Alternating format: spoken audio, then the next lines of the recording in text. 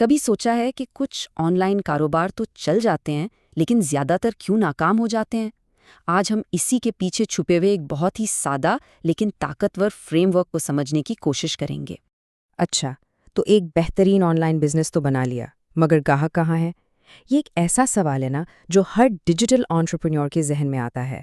اب چاہے کوئی گاڑیاں کرائے پر دے رہا ہو یا پھر اپنے کچن سے اچار بنا کر بیچ رہا ہو، مسئلہ ایک ہی ہے۔ ٹھیک ہے، تو چلیں اس کو ذرا آسان کر کے سمجھتے ہیں۔ ہر آن لائن کاروبار کے نا صرف دو بنیادی حصے ہوتے ہیں۔ ایک طرف ہیں اس کے ڈیجیٹل چینلز، یعنی سمجھ لیں کہ یہ اس کی آن لائن دکان ہے جیسے فیس بک پیج یا ویب سائٹ، اور دوسری طرف ہے ٹریفک، یعنی وہ لوگ جو ہمارے ممکنہ گاہک ہیں۔ اور آن لائن مارکیٹنگ کا سارا مقصد، سارا کھیل ہی یہی ہے کہ ٹریفک اور ڈیجیٹل چینلز کے بیچ ایک پل بنایا جائے، بس گاہکوں کو دکان تک پہنچانا ہے۔ تو سوال یہ ہے کہ یہ پل بنتا کیسے ہے؟ اصل میں کسی بھی کاروبار کے پاس گاہکوں کو اپنی دکان تک لانے کے 3 بڑے راستے ہوتے ہیں۔ پہلا اور سب سے تیز راستہ ہے پیڈ مارکیٹنگ کا، مطلب سیدھا فیس بک، انسٹاگرام جیسے پلیٹ فارمز کو پیسے دے کر اشتہار چلانا تاکہ پروڈکٹ فوراً ممکنہ گاہکوں کو نظر آئے۔ دوسرا راستہ ہے آرگینک مارکیٹنگ۔ یہ بالکل مفت ہے لیکن اس میں صبر چاہیے۔ یہاں گاہک خود گوگل جیسی جگہوں پر کوئی چیز ڈھونڈتے ہوئے آپ تک پہنچتے ہیں۔ اور پھر آتا ہے تیسرا راستہ، انفلوئنسر مارکیٹنگ کا۔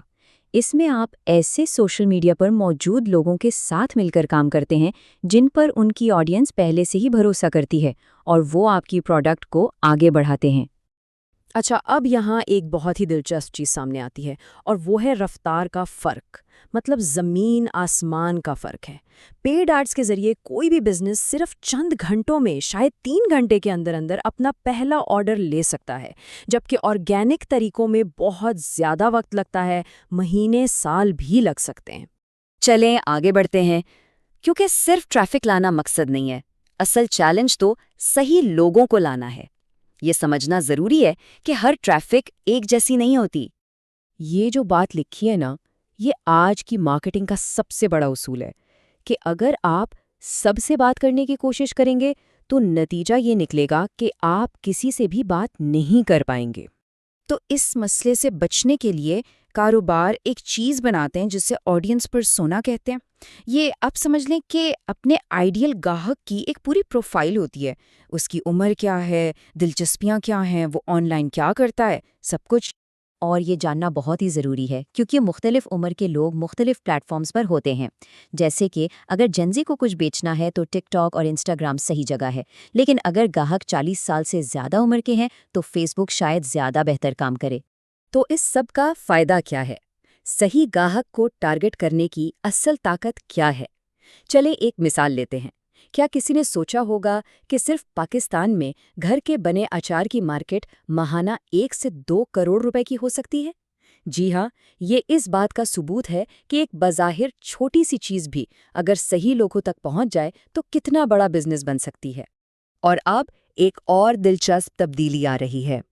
جس طرح سے ہم بزنسز کو ڈھونڈتے ہیں نا، وہ طریقہ بدل رہا ہے، اور یہ مارکیٹنگ کے لیے ایک بالکل نیا میدان کھول رہا ہے۔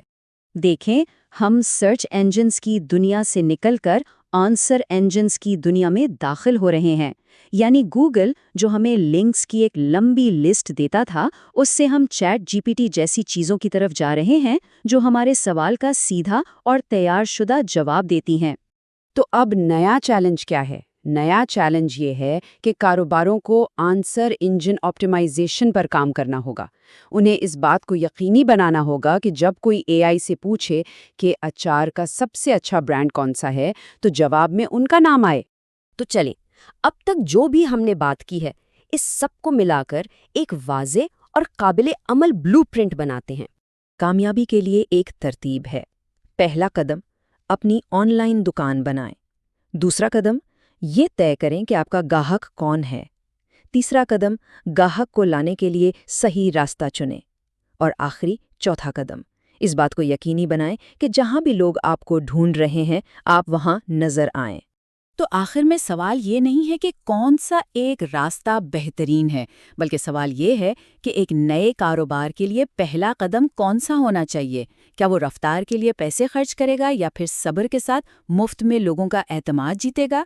یہی پہلا انتخاب آگے کے پورے سفر کی سمت طے کر دے گا۔